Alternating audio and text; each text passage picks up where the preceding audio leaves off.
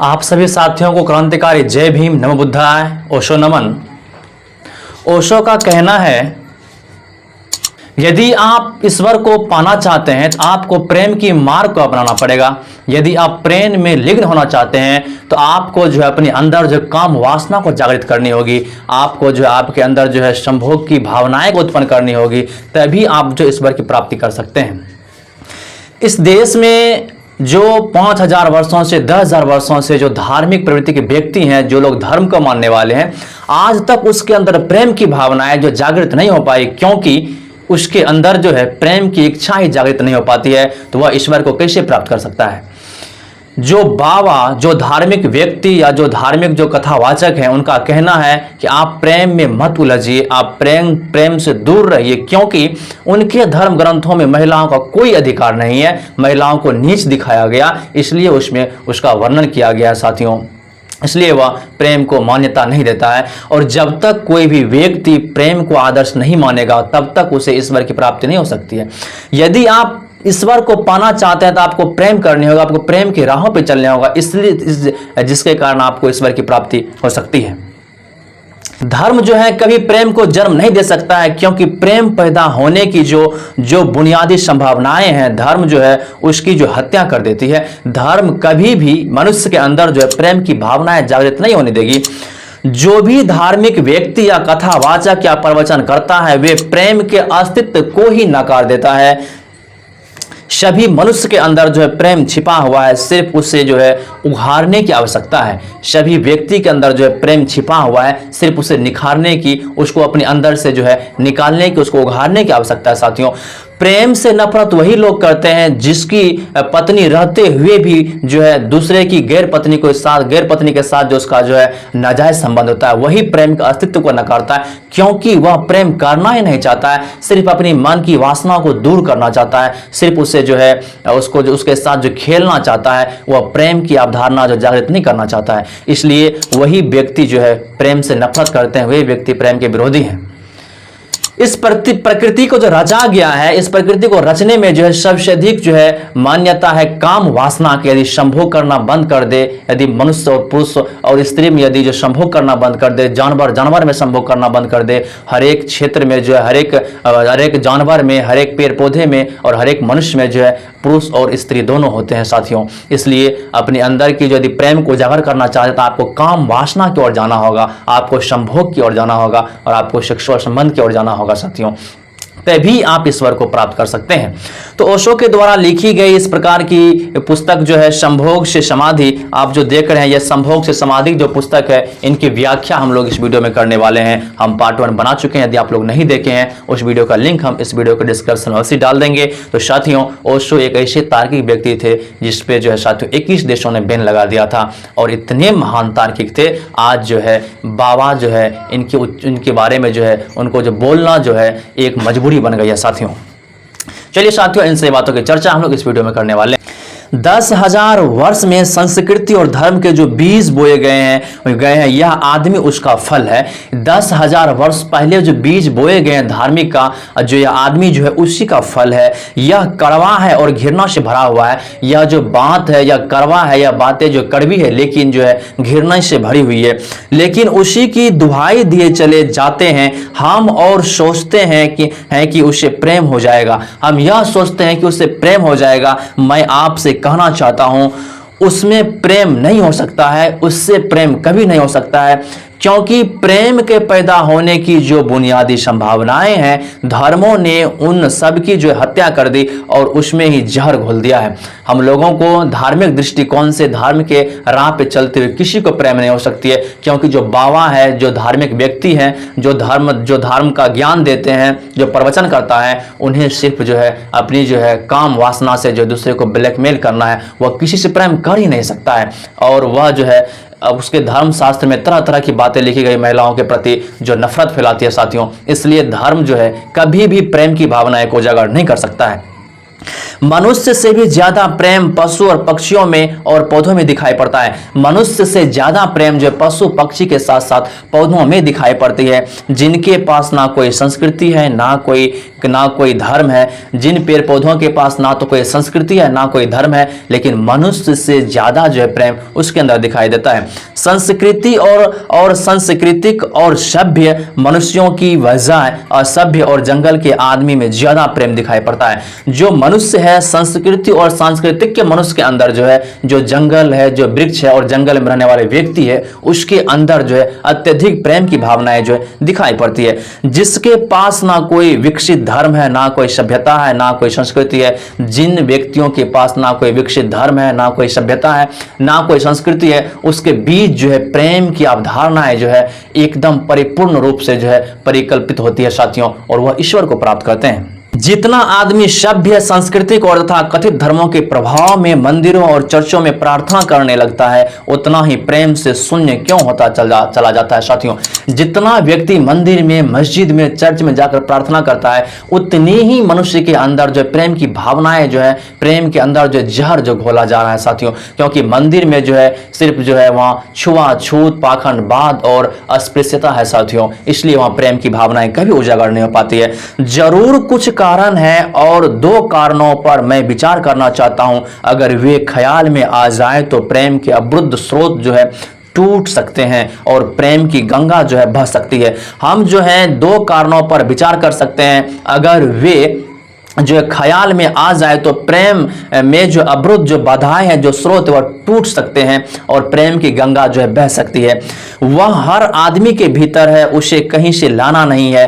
वह जो है हर एक आदमी के भीतर है। प्रेम की अवधारणा है हर एक आदमी के ऊपर है, किसी को पता नहीं चलता उसके ऊपर जो है नासमझी का, छुआछूत का, पाखंडवाद का जो चोला पहना हुआ है साथियों, यदि वह चोला को हटा दे, उसके अंदर ही प्रेम की भावनाएं जो है पूर्णपण जागृत हो जाएगी।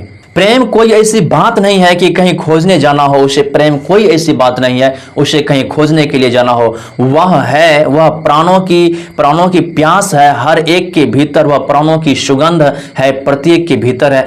प्रेम है वह प्राणों के अंदर है, वह प्राणों के अंदर जो प्यास है उसके अंदर जो है प्रेम है। लेकिन चारों तरफ से परकोटा है उसके और वह प्रकट नहीं हो पाती है। लेकिन चारों तरफ से उसके ऊपर जो परकोटा है इसलिए वह प्रकट नहीं हो पाती है। सब तरफ पत्थर की दीवार है और वे झरने नहीं फूट पाते हैं। सब प्रत्येक तरफ जो है पत्थर की दीवार लगी हुई है, इसलिए वह झरने जो है नहीं फूट पाते हैं। तो प्रेम की खोज और प्रेम की साधना कोई पॉजिटिव, कोई विधायक खोज और साधना नहीं है। तो प्रेम की जो साधना है कोई पॉजिटिव या किसी प्रकार की विधायक खोज की साधना नहीं है। हम जाएं और कहीं प्रेम सीख ले, ऐसी कोई अवधारणाएं नहीं है कि हम कहीं जाएं और हम वहां से प्रेम सीख ले। वो तो मेरे अंदर है, सिर्फ उसको उजागर करने की आवश्यकता है। एक मूर्तिकार एक पत्थर को तोड़ रहा था। कोई देखने गया था कि मूर्ति कैसे बनाई जाती है। उसने देखा कि मूर्ति को बिल्कुल नहीं बनाई जा रही है, सिर्फ छेनी हथौड़े से पत्थर को तोड़ा जा रहा है। एक मूर्तिकार जो है पत्थर को मूर्ति का आकार दे रहा था और एक व्यक्ति गया देखने के लिए आखिर मूर्ति को जो किस प्रकार से आविष्कार किया जाता है, किस प्रकार से उसे बनाया जाता है। उसने देखा मूर्तिकार तो मूर्ति तो बना ही नहीं रहा है, सिर्फ छेनी और हथौड़े की बल से जो पत्थर को तोड़ रहा है। तो उस आदमी ने पूछा कि यह आप क्या कर रहे हैं? मूर्ति नहीं बनाएंगे? मैं तो मूर्ति का बनना देखने आया हूं, आप तो सिर्फ पत्थर तोड़ रहे हैं। वह व्यक्ति जो मूर्ति देखने गया था, मूर्तिकार से प्रश्न करता है, क्या आप मूर्ति नहीं बनाएंगे? हम तो मूर्ति बनते हुए देखने के लिए आए थे, लेकिन आप तो सिर्फ पत्थर को तोड़ रहे हैं। उस मूर्तिकार ने कहा कि मूर्ति तो पत्थर के भीतर छिपी है। उसने कहा जिस मूर्ति का आकार हम देने वाले हैं वह मूर्ति जो पत्थर के ऊपर जो है, मतलब पत्थर के अंदर जो छिपी हुई है, उसे बनाने की जरूरत नहीं है। सिर्फ उसके ऊपर जो व्यर्थ पत्थर जुड़ा हुआ है उसे अलग कर देने की जरूरत है। हम मूर्ति को नहीं बना रहे हैं। पृथ्वी जो पत्थर है उसके अंदर ही मूर्ति की आकार जो है रची गई है। उसके ऊपर जो अनावश्यक पत्थर है, सिर्फ हम उसको जो पत्थर पर से हटा देंगे तो मूर्ति अपने आप बन जाएगा और मूर्ति प्रकट हो जाएगी। मूर्ति बनाई नहीं जाती है, मूर्ति सिर्फ आविष्कृत होती है, डिस्कवर होती है, अनावृत होती है, उघाड़ी जाती है। मूर्ति जो है बनाई नहीं जाती है, उसे सिर्फ आविष्कृत किया जाता है, उसे सिर्फ जो है डिस्कवर किया जाता है, उसे फिर सिर्फ जो उजागृत किया जाता है, उसे सिर्फ उजाड़ा जाता है। किस प्रकार से उसके अंदर जो है, उसके ऊपर जो है, उसके अंदर में जो आकार जो ढांची गई है, उसके ऊपर जिस प्रकार से जो अनावश्यक पत्थर उससे सिर्फ हटा देने से मूर्ति आकार खुद ब खुद ले लेती है। मनुष्य के भीतर भी प्रेम छिपा हुआ है, मनुष्य के भीतर भी उसी प्रकार से प्रेम छिपा हुआ है, सिर्फ उसे उघाड़ने की आवश्यकता है। जिस प्रकार से मूर्ति को बनाने के लिए उसके पत्थर के ऊपर जो अनावश्यक पत्थर है उससे उघाड़ने की आवश्यकता है, उसी प्रकार जो है मनुष्य के भीतर प्रेम छिपा हुआ है, सिर्फ उसे उघाड़ने की आवश्यकता है, उसे पैदा करने का सवाल नहीं है। मनुष्य के अंदर जो प्रेम को पैदा नहीं किया जा सकता है, पैदा करने की कोई आवश्यकता है ही नहीं, अनावृत करने की बात है। कुछ है तो हमने ऊपर से ओढ़ा हुआ है तो उसे प्रकट नहीं होने देता है। यदि हम लोगों के बीच कुछ है, यदि प्रेम हम लोगों के अंदर प्रकट नहीं होता है, तो प्रेम के ऊपर हम लोग कुछ ओढ़े हुए हैं जो प्रेम को प्रकट नहीं होने देता है। एक चिकित्सक से जाकर आप पूछे कि स्वास्थ्य क्या है, यदि आप एक चिकित्सक से जाकर पूछेगा स्वास्थ्य क्या है, और दुनिया का कोई चिकित्सक नहीं बता सकता है कि स्वास्थ्य क्या है। दुनिया का कोई चिकित्सक यह नहीं बता सकता है आखिर स्वास्थ्य है क्या। बड़े आश्चर्य की बात है कि स्वास्थ्य जो है पर ही तो सारा चिकित्सक खड़ा, जो शास्त्र खड़ा है। सबसे बड़ी आश्चर्य की बात है कि स्वास्थ्य के ऊपर ही सारा चिकित्सक खड़ा हुआ है, लेकिन उसको यदि पूछिएगा स्वास्थ्य क्या है, उसे कोई परिभाषा नहीं पता है, क्योंकि सारी मेडिकल साइंस खड़ी है और कोई नहीं बता सकता कि स्वास्थ्य क्या है। सारी मेडिकल साइंस खड़ी है लेकिन कोई ये नहीं बता सकता है कि स्वास्थ्य आखिर है क्या। लेकिन चिकित्सक से पूछे कि स्वास्थ्य क्या है तो वह कहेगा बीमारियों के बाबत हम बता सकते हैं कि बीमारियां क्या है। हम ये नहीं बता सकते हैं कि स्वास्थ्य क्या है, लेकिन बीमारी के बारे में यदि आप पूछिएगा हम बता सकते हैं कि बीमारी क्या है, आखिर वह कैसे हुआ। तो वह कहेगा उनके लक्षण हमें पता है, एक बीमारी की अलग अलग परिभाषाएं हमें पता है। वह बीमारी के बारे में बता सकता है, प्रत्येक बीमारी के बारे में, क्योंकि प्रत्येक बीमारी की अलग अलग परिभाषाएं। वह स्वास्थ्य के बारे में नहीं बता सकता है क्योंकि स्वास्थ्य की कोई परिभाषा नहीं है। यदि है तो यही है कि यदि आपका पूरा मन स्वस्थ है तो वही आपका स्वास्थ्य है। मतलब स्वास्थ्य को जो है बाहर से उजागर नहीं किया जा सकता है, उसे अंदर से उघाड़ा जा सकता है, क्योंकि बीमारियां जो है बाहर से प्रवेश होती है, इसलिए उसके ऊपर जो बहुत सारी परिभाषाएं, अलग अलग बीमारियों की अलग अलग परिभाषाएं जो है जागृत की गई है। स्वास्थ्य का हमें कोई पता नहीं है। इतना हम कह सकते हैं कि जब कोई बीमारी नहीं होती तो वह स्वास्थ्य है। यदि किसी को बीमारी नहीं होती है, कोई भी प्रकार की बीमारी नहीं है, वह क्या है, वह जो है स्वास्थ्य है। स्वास्थ्य तो मनुष्य के भीतर छिपा हुआ है, इसलिए मनुष्य की परिभाषा के बाहर है। स्वास्थ्य जो है मनुष्य के अंदर ही छिपा हुआ है, इसलिए मनुष्य की परिभाषा के क्या है, बाहर है। बीमारी बाहर से आती है, इसलिए बाहर से परिभाषा की जा सकती है। बीमारी जो बाहर से उजागर लेती है, उत्पन्न लेती है, इसलिए उसे जो है बाहर से परिभाषित किया जा सकता है। स्वास्थ्य भीतर से आता है, इसकी कोई परिभाषा नहीं की जा सकती है। स्वास्थ्य जो है भीतर से आती है, इसलिए इसकी कोई परिभाषा नहीं की जा सकती है। इतना ही हम कह सकते हैं कि बीमारियों का अभाव जो स्वास्थ्य है, बीमारियों की अभाव मतलब जिसके शरीर के अंदर बीमारी की अभाव है, जिसके जो पूरा स्वस्थ है, वही उसका स्वास्थ्य है। लेकिन यह स्वास्थ्य की कहां परिभाषा हुई, लेकिन यह स्वास्थ्य की परिभाषा तो हुई ही नहीं। स्वास्थ्य के संबंध में तो हमने कुछ भी ना कहा कि बीमारी नहीं है, तो बीमारियों को जो है संबंध में कहा हमने स्वास्थ्य के बारे में कुछ नहीं किया, सिर्फ ये कहा बीमारी यदि नहीं है तो हम लोग बीमारी के बारे में बोले हैं। सच यह है कि स्वास्थ्य पैदा नहीं होता है, या तो छिपा जाता है बीमारियों में, या बीमारियां हट जाती है तो प्रकट हो जाता है। स्वास्थ्य हम में है, तो स्वास्थ्य की कोई परिभाषा नहीं है। सच यह है कि स्वास्थ्य पैदा नहीं करना होता है या छिप जाता है बीमारियों में, या बीमारियां जो है हट जाती है, जो प्रकट हो जाती है। स्वास्थ्य हम में है, स्वास्थ्य हमारा स्वभाव है, प्रेम हम में है, प्रेम हमारा स्वभाव है।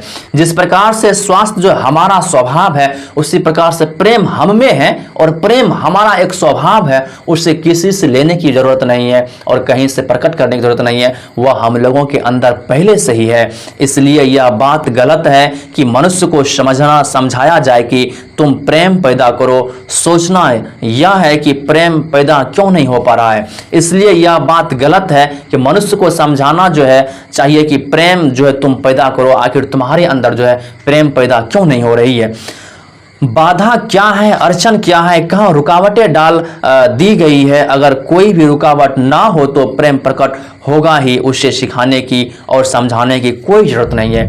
यदि उसको कहीं बाधाएं नहीं है, कहीं रुकावट नहीं है, किसी प्रकार की जो है उसको जो है अड़चन ही नहीं है, तो उसके अंदर प्रेम जो है जो है अपने आप जो प्रकट हो सकता है, उसे सिर्फ उघाड़ने की जरूरत है। अगर मनुष्य के ऊपर गलत संस्कृति और गलत संस्कार की धाराएं और बाधाएं ना हो तो हर आदमी प्रेम को उपलब्ध होगा ही होगा। यदि मनुष्य के ऊपर किसी भी प्रकार की जो गलत जो है धर्म है या किसी प्रकार की अलग संस्कार है जो मनुष्य को जो है बहुत दूर दूर तक लेकर चल जाता है, जो कि आचरण पे हो गया या गलत आचरण हो गया, यदि आदमी जो है यदि सुधार ले, उनसे यदि निकल जाए तो वह प्रेम को जो उपलब्ध कर सकता है, प्रेम को पा सकता है। यह अनिवार्यता है, प्रेम से कोई बच ही नहीं सकता। प्रेम स्वभाव है, प्रेम से कोई बच ही नहीं सकता है। प्रेम तो एक प्रकार का स्वभाव है जो हम लोगों के अंदर पहले से ही है।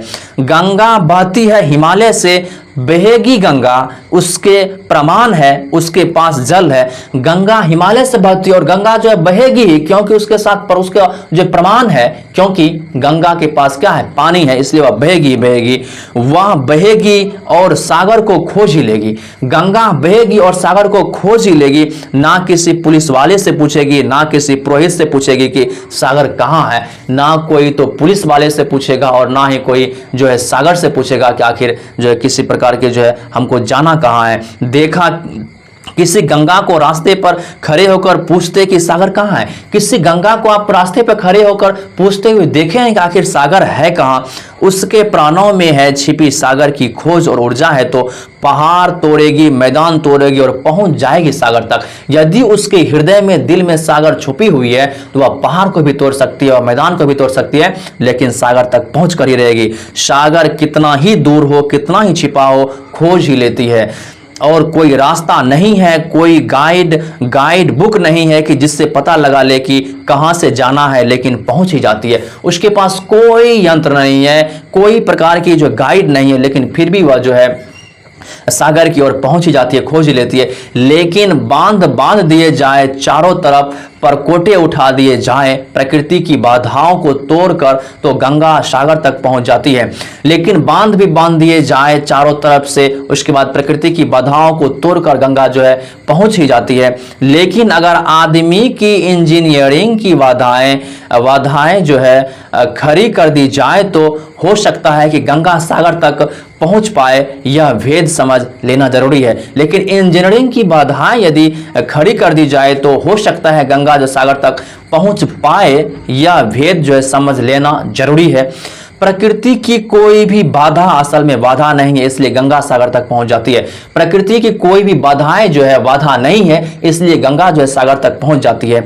हिमालय को काट कर पहुंच जाती है। लेकिन अगर आदमी ईजाद करे, इंतजाम करे तो गंगा को सागर तक नहीं भी पहुंचने दे सकता है। लेकिन यदि आदमी उसका इल्जाम करे तो वह गंगा को सागर तक नहीं पहुंचने के लिए दे सकता है।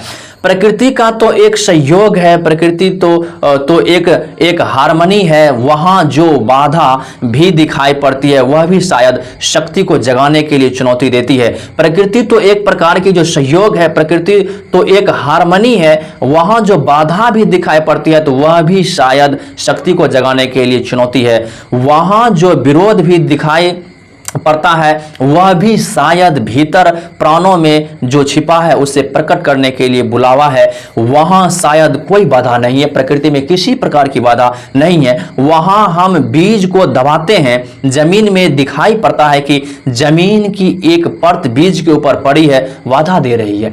हम लोग जो बीज बोते हैं मिट्टी के अंदर, तो मिट्टी की जो परत है, जो बीज के ऊपर जो परत है, वह जो है बीज को दबाता है इसलिए उसके अंदर अंकुरन हो जाए। लेकिन हम लोग ये देखते हैं बीज को जो है एक प्रकार की बाधा उत्पन्न हो रही है, बाधा दे रही है। लेकिन वह बाधा नहीं दे रही है। अगर वह परत ना होगी तो बीज अंकुरित भी नहीं हो पाएगा। यदि मिट्टी की वह परत उसके ऊपर प्रेशर नहीं देगी, दबाव नहीं देगी, तो बीज जो अंकुरित ही नहीं हो पाएगी। ऐसे दिखाई पड़ता है कि एक परत जमीन की बीज को नीचे दबा रखती है, लेकिन वह परत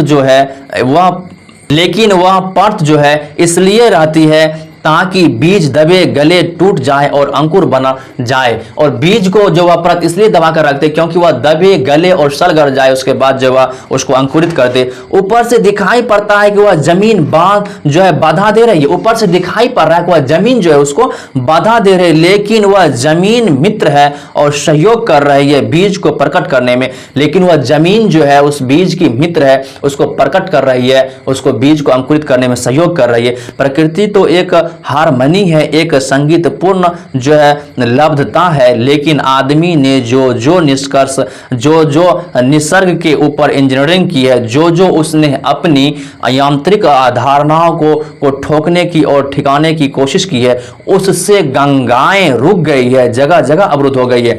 लेकिन जिस प्रकार से मनुष्य जो इंजीनियरिंग करके जो किसी को रोकने का काम करता है, गंगा को भी वो रोक सकता है।